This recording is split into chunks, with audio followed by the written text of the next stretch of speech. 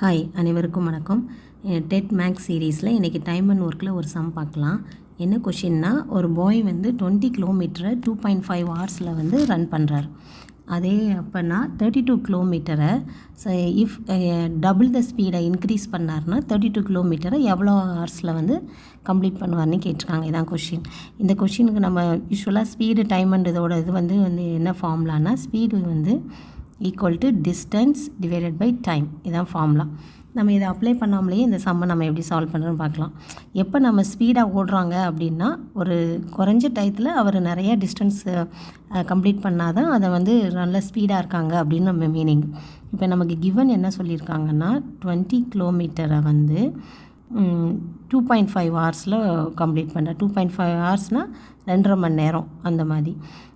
இப்போ அப்போனா 32 கிலோமீட்டரை ஸ்பீடை டபுள் பண்ணுறாரு. ஸ்பீடை டபுள் பண்ணுறாங்க அப்படின்னா என்ன மீனிங்கு, 2.5 ஹவர்ஸில் அவர் வந்து என்ன பண்ணியிருப்பார்னா 40 கிலோமீட்டர் கம்ப்ளீட் பண்ணிடுவார். அப்போ தான் டபுள் த ஸ்பீடுன்னு சொல்லுவோம். இப்போ நான் 1 ஹவரில் 10 கிலோமீட்டரை வந்து நான் போகிறேன். இதே நான் டபுள் பண்ணேன்னா என்ன மீனிங்னா, சேம் 1 ஹவரில் நான் 20 கிலோமீட்டர் வந்து கம்ப்ளீட் பண்ணிடுவேன். அதான் மீனிங். ஸோ லைக்வைஸ் 2.5 ஹவர்ஸில் இவர் 20 கிலோமீட்டர்னால் டபுள் த ஸ்பீடுனா 2.5 ஹவர்ஸில் 40 கிலோமீட்டர் கம்ப்ளீட் பண்ணியிருப்பார். ஆனால் அவர் கம்ப்ளீட் பண்ண வேண்டியது நமக்கு என்ன கேட்டிருக்காங்க, 32 கிலோமீட்டர்ஸ் தான் கேட்டிருக்காங்க. அப்போ இந்த 32 கிலோமீட்டர்ஸ் என்னவாக இருந்திருக்கும்னா, இந்த 2.5 விட கம்மியாக இருந்திருக்கணும்.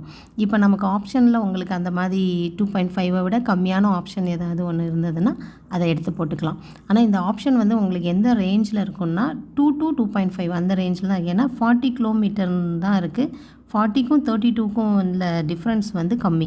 இப்போ ஆப்ஷனில் வந்து 1.5 1 ஹவர் 2 ஹவர்ஸ் அண்டு 3 ஹவர்ஸ் அப்படின்னு இருந்ததுன்னா, இப்போ நம்ம என்ன பண்ணிடலான்னா 40 கிலோமீட்டரே 2.5 ஹவர்ஸில் அவர் கம்ப்ளீட் பண்ணிடுவார். அப்போ 3 வராது, கேன்சல் பண்ணிடலாம்.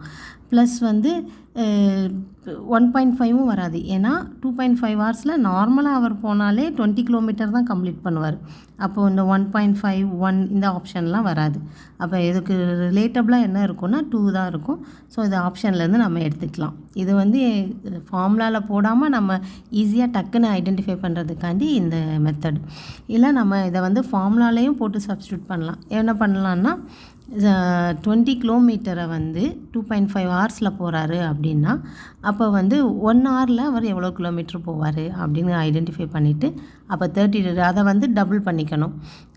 டபுள் பண்ணிவிட்டு 32 கிலோமீட்டர்ஸை எவ்வளோ ஹவர்ஸில் கம்ப்ளீட் பண்ணுவார் அப்படின்னு கண்டுபிடிக்கலாம். இது வந்து நார்மல் ப்ரொசீஜர் வே. இப்போ நான்